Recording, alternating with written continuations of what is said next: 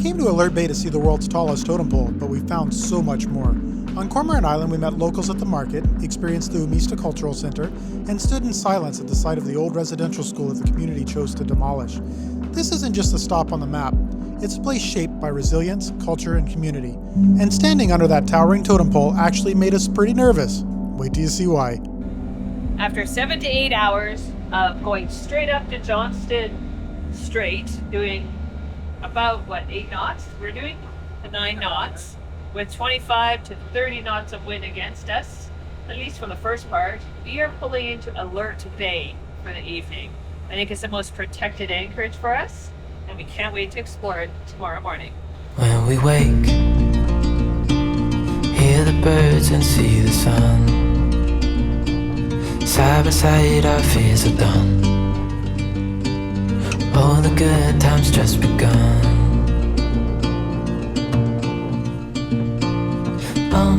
We know what we have, let's hold on tight. Found what we're looking for in life. Call us crazy, but things are finally right. With you and I, the future is bright.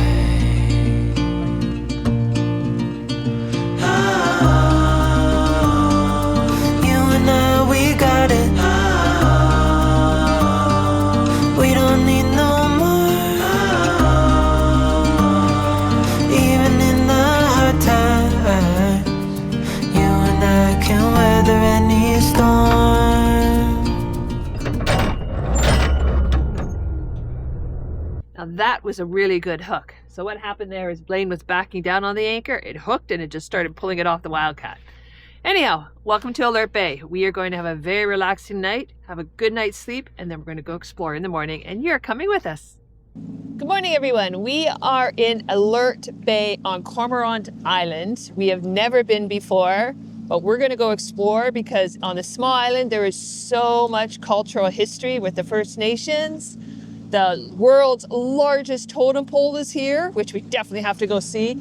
And of course, there's some beached boats over there, which we're going to go check out too. I did wake up this morning to 2 elders, it looked like, that were smoking salmon on the beach on a fire, which was pretty cool to wake up to in the morning and have your cup of tea and watch them. But first, we've got to find a dinghy dock. Oh, and Blaine isn't with us because, well, there's a little bit of a screw up with the engine, which if you want to see what happened, you can go check our other channel, which is Onboard Tangaroa, the never-ending sea trial.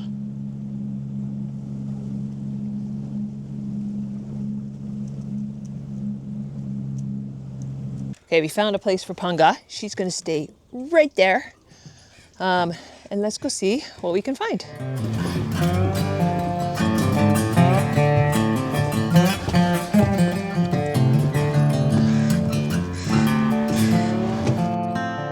Okay, these are pretty cool. Look at these little tugboats. Of course, they've been here for a while, you can tell, but they're pretty cool. We were going to bring the dinghy around. It was a bit tight. Well, I guess we could have, but we'll leave it where it is.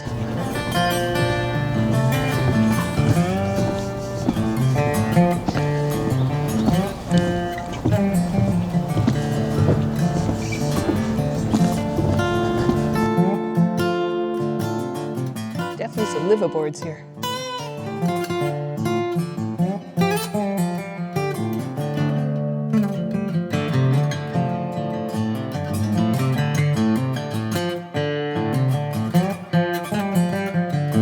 Okay, that's beautiful. Look at that.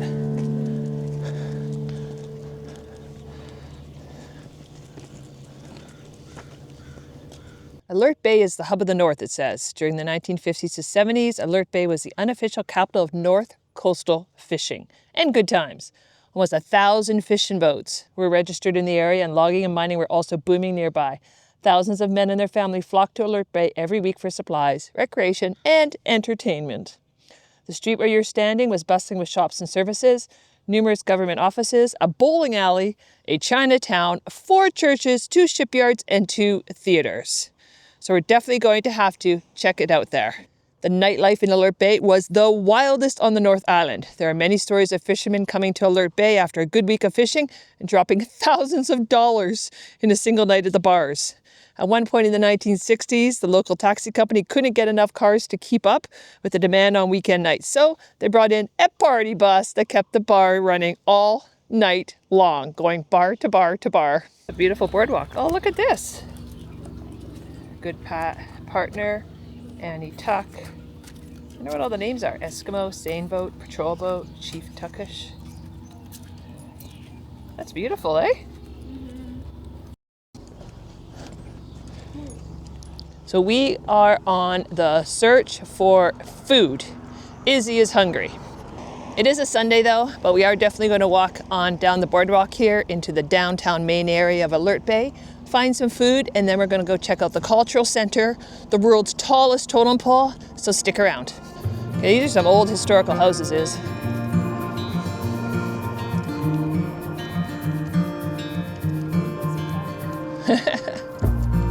This looks like it was an old fish packing house or something.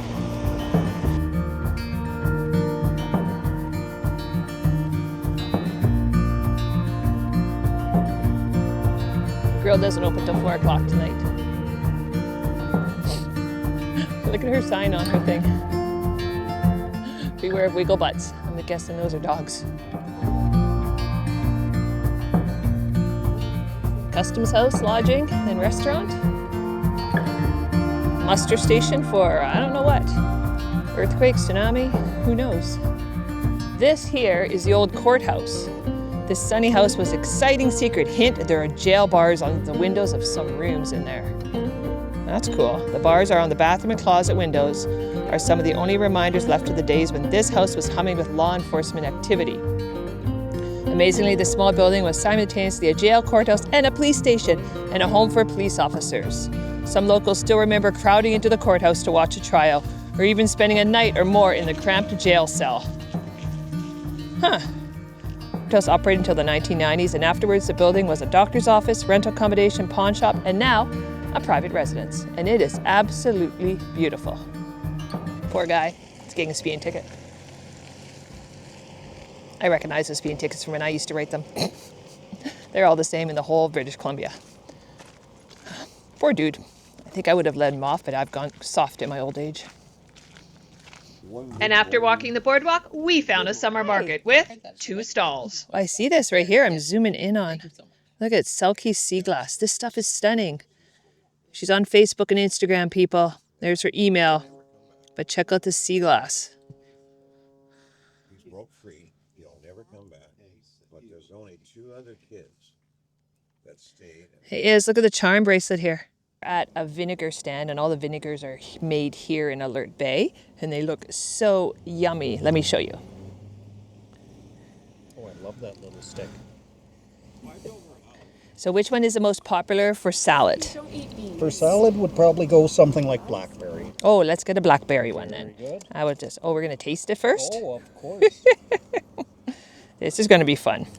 You'd be really surprised. Do you know what they go really well in as well? Is drinks. Mix it with some soda water or some ginger ale if you like it a little bit. So pick your 4 popular ones for me, please. Not a problem at all. It's much easier if you just choose, because you know them the best. Yep. And this is dirty? It is, thank you. Okay. So I'm going to give you a salal. Okay. I'll give you the blackberry, of course. Ooh, that was yummy. Or do you want to try a brambleberry instead of a blackberry? Nope, stick me with the blackberry. How about a huckleberry Okay. and a salmonberry? Sounds excellent. Thank you so much. You're welcome. So I've gone back to the boat and I picked up Blaine and dropped off Izzy and the dog because most places don't allow dogs. And Blaine wants to deal with this situation. So we must have went through this someday yesterday, and we have a massive chunk of kelp. Am I getting it? Look, it goes all the way down there. Oh my gosh. That is a massive chunk of bull kelp. And it's caught on the stabilizer, which are all wonky again. Here it comes. Hold tight.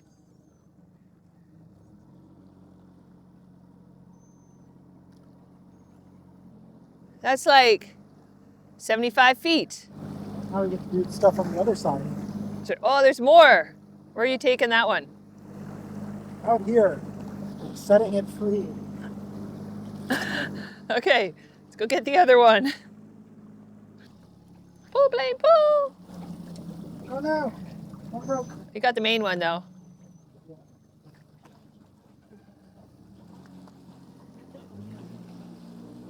I think that's probably pretty good. How much drag would that cause us? A little bit. Like what's a little bit? 1 knot, half a knot? Probably not even. Oh, Probably barely feel it. oh. I'm sure the stabilizers being like this probably have a much greater effect. So tell them why you're coming to shore now? Because I want to see the town. Because you fixed the engine. And I told them they have to go to our other YouTube channel to see what happened. Okay, let's go to the town. Blaine's gonna see the cultural center and we're gonna go see the biggest totem pole in the world. You can see it just over there. And these cool little things. Yeah. I think they've been here a long time, but they're kind of cool.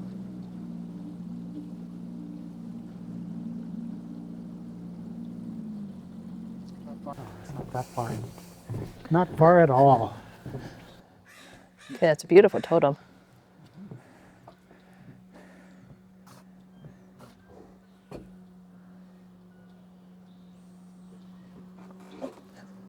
So Blaine just got allegedly the best coffee. Is it the best coffee? It's pretty good. Is it pretty good? It's pretty What good. kind of coffee is it? It says it's shock style. I'm not sure what that means, but it is good coffee. Shot coffee. Mm-hmm. That means there's a shot of Bailey's or something in it? Okay, with shock and awe. I don't know. Okay. But it is good. Very good. Let's go head towards the museum. That's a fantastic idea.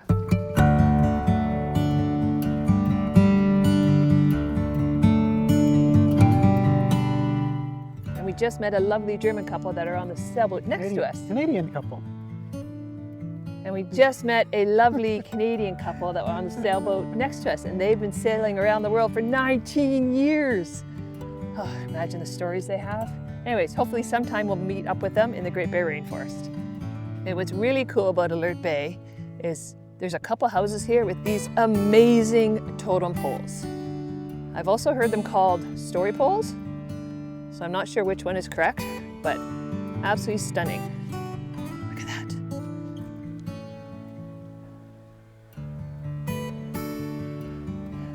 A kitty cat at the bottom? It's either a kitty cat or a fox, or I'm not sure. I don't know. But look, he's carrying a person at the top. The eagle. Very cool. Look at this carving. It's not the nicest day out. You know what? It's not hot. Wow, look at that blade.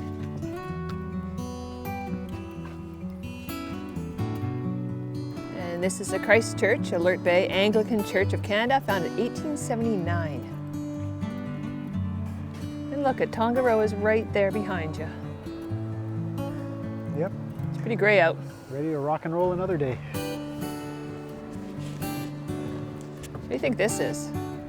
I do not know. So this is the old Anglo-British Columbia net loft. After the cannery, the net loft was the most important building in town for the fishing industry.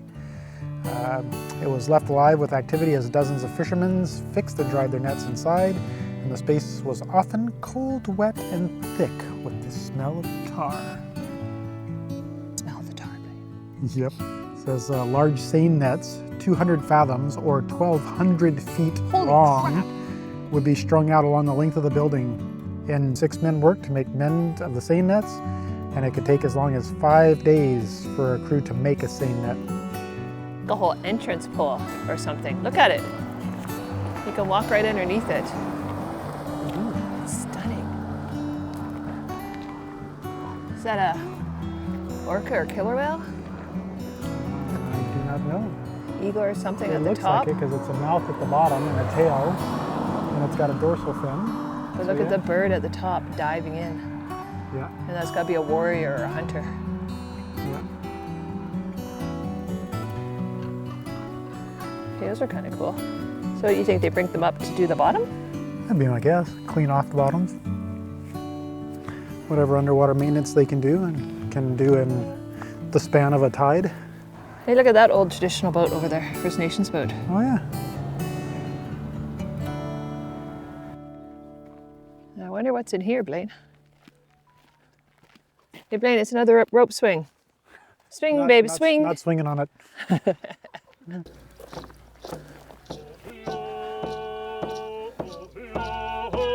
Look at that. It's kind of neat with the metal here, eh? I never thought that.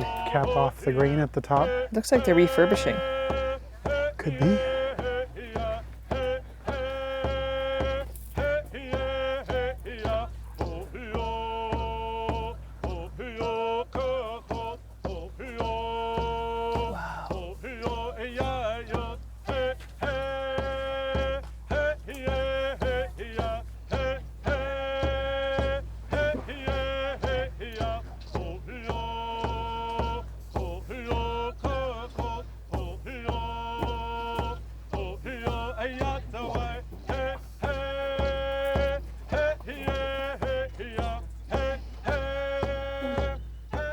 This is the Umista Cultural Centre, which means the return of something important. Built to house potlatch regalia seized by the government during the potlatch ban. Potlatches were outlawed in 1884. Artifacts were taken in raids like the one at Village Island in 1921. Umista helped spark a movement of repatriation across BC. It's more than a museum, it's a symbol of survival and strength. Today it houses regalia, rotating exhibits, a gallery, gift shop, and runs programs in Kwakwaka'wakw, cedar weaving, and more. And we are gonna go in. Let's go. Every day from 9 to 5. Thanks, Blaine. You're very welcome, Janice.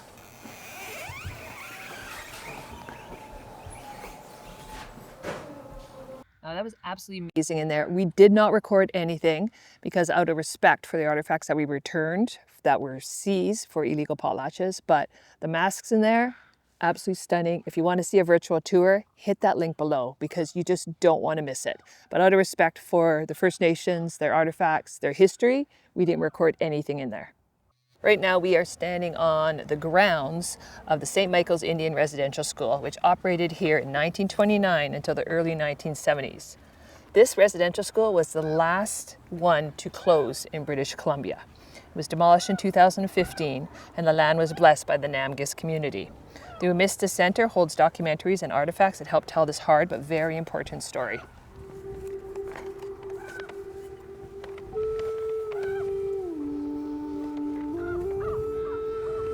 All the shoes, Blaine.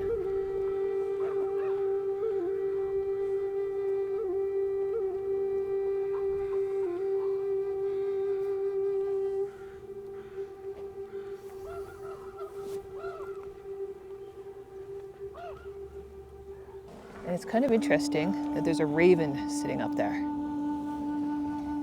It's almost like guarding it. Pretty unreal what humans have done to other humans in the past.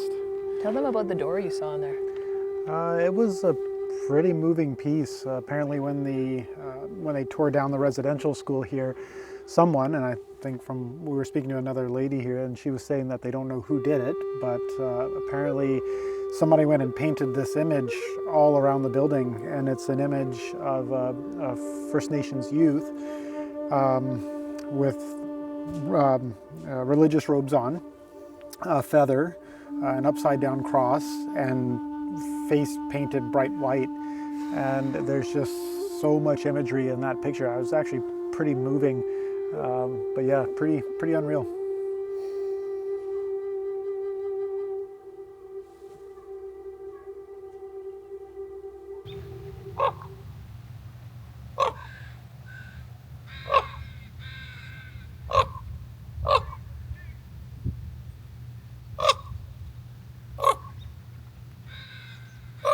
Now in the distance, can you see it? That is the largest totem pole in the world. Let's go see it.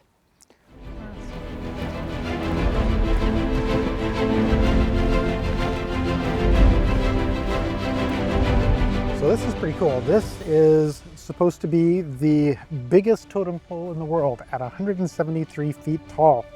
It's right next to the big house here, and the carvings include thunderbird, raven, bear, sun, man, whale, and others, each telling a part of a much larger story. That's really big. That is big.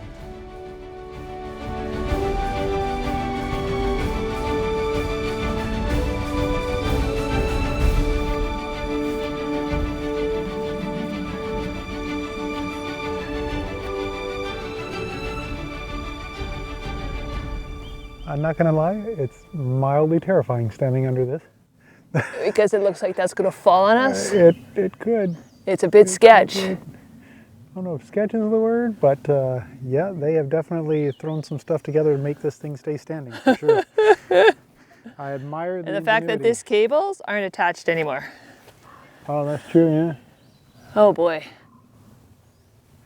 Yeah, they are missing 1 out of 4. Huh. Wow. This is the big house here in Alert Bay, and it's actually modeled after traditional Kwakwaka'wakw residences. It's built in 1999 after the original was lost to a fire in 1997. It's still actively used for potlatches and cultural events, and in the summer a cultural group performs traditional dances here. Unfortunately, I think we've missed them, but check out that door. Let's go look at that, That's Blaine. pretty cool. We'll go see the door. Hey, there's another one over here too. You see this totem pole?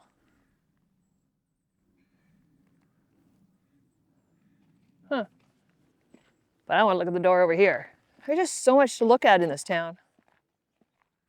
Like, it is amazing. I love how they're bringing back the heritage and like the stop signs being in the First Nations language. Wow, that's a beautiful carved door.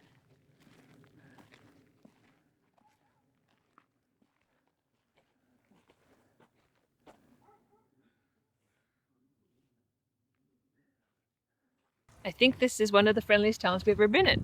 Like, we're waving to everybody, everybody's waving back, we're talking to people, waving at people as they're looking out the windows. It's, I feel very welcoming here. Yeah. I like it. We're gonna go to the burial ground and see the totem poles, but to tell you the truth, both of our backs are really sore. I don't think we slept well and we're tired. So we're gonna head back to Tangaroa. It's also pretty rainy out, let's say that. So we're going to haul anchor and head towards a little anchorage by Port Hardy because tomorrow morning we're picking up Captain Palm. So I hope you enjoyed coming along this tour with us of Alert Bay. It was just an amazing town. It's so friendly, so much history, and so much culture. We make these stories for you, and if you want to feel even more part of the journey, check out our clothing line. It's made for our crew. And when you're ready for the next adventure, come with us to explore the abandoned World War II island that once defended Vancouver.